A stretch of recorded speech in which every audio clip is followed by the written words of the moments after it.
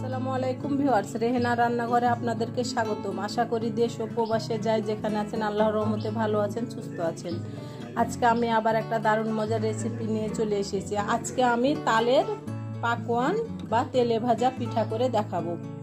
এখানে আমি তালটা গরম করে নিয়েছি, এ বাটিতে তালটা আমি গরম করে তালটা ঢেলে নিয়েছি। আমি দিয়ে দেবো এখানে 1 কাপ চালের আটা, এটা বাজারের কিনা আটা। আমি দিয়ে দেবো 1 কাপ ময়দা, আপনারা চাইলে আটাও ব্যবহার করতে পারেন। আমি দিয়ে দেবো স্বাদ অনুযায়ী লবণ। আমি এবার এখানে দিয়ে দেবো তালটাকে আমি ভালো করে গরম করে নিয়েছি। আমি এবার দিয়ে দিলাম তাল। আমি এবার তাল দিয়ে ভালো করে আটাটাকে মেখে নিই। আমি ব্যাটারটাকে মেখে নিয়েছি। আমি এখানে আরও তাল দিয়ে দেব। আমি তালটা গরম করে ব্যবহার করলাম, আপনারা চাইলে তালটা কাঁচাও ব্যবহার করতে পারেন। এটা সরাসরি আপনি তাল থেকে তালের রস বের করে আপনাকে ব্যবহার করতে হবে। আমি এবার আবারও ভালো করে মথে নেব, এটাকে প্রায় 10 মিনিট।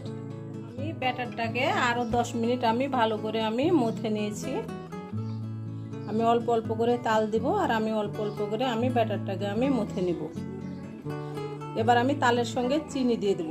আপনাদের তালটা যদি মিষ্টি হয় তাহলে চিনির পরিমাণটা কম লাগবে, আর যদি তালটা মিষ্টি যদি কম হয় তাহলে চিনির পরিমাণটা বেশি লাগবে। আমি এখানে দিয়ে দেব স্বাদ অনুযায়ী চিনি। আবারও ভালো করে এটাকে 10 মিনিট মথে নেব। এবার আমি দিয়ে দেব গুঁড়ো দুধ। এখানে আমি 1/2 কাপ গুঁড়ো দুধ দিয়ে দিলাম, আপনারা চাইলে তরল দুধও ব্যবহার করতে পারেন। আমি এবার দিয়ে দেবো একটা ডিম। ডিমটাও অবশ্যই ফ্রিজে থাকলে ফ্রিজ থেকে বের করে আধ ঘন্টা পরে ব্যবহার করতে হবে।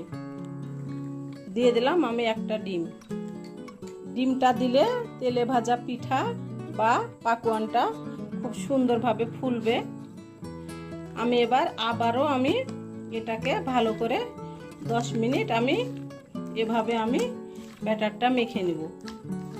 আপনি ব্যাটারটা যত ভালো করে হাত দিয়ে মেখে নেবেন, আপনার পাকোয়ান বা তেলে ভাজা পিঠাটা আপনার ততই ভালোভাবে ফুলবে। আমি এবার দিয়ে দেব কুসুম গরম পানি। আমি পানিটাকে কুসুম গরম করে নিয়েছি, অল্প অল্প করে দিব আর মেখে নেব। আবারও পানি দিয়ে দেব, কুসুম গরম পানি।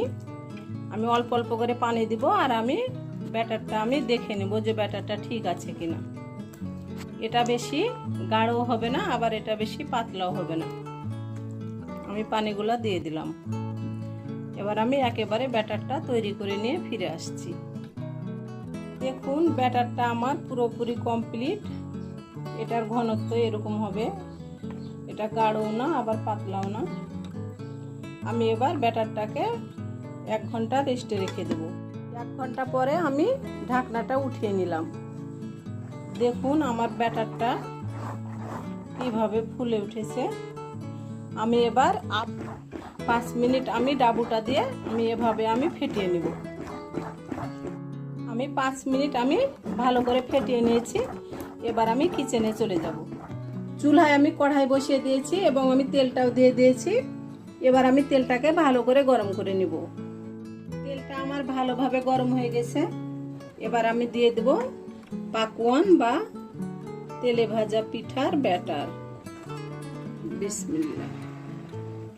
পাকোয়ান বা তেলে ভাজা পিঠা, এটা আন্ধাসাও বলে, আমার খুব সুন্দরভাবে ফুলে উঠেছে। আমি আরেকটা আপনাদেরকে দেখিয়ে দিচ্ছি।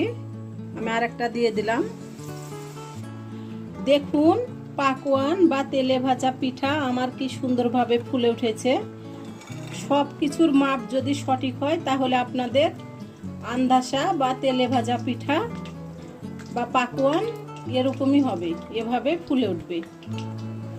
আমার রেসিপিগুলা যদি ভালো লাগে তাহলে আমার ভিডিওগুলা দেখার অনুরোধ রইল। যদি ফেসবুক থেকে দেখেন তাহলে অবশ্যই একটা ফলো দিয়ে দিবেন। ইউটিউব থেকে দেখলে একটা সাবস্ক্রাইব করার অনুরোধ রইল।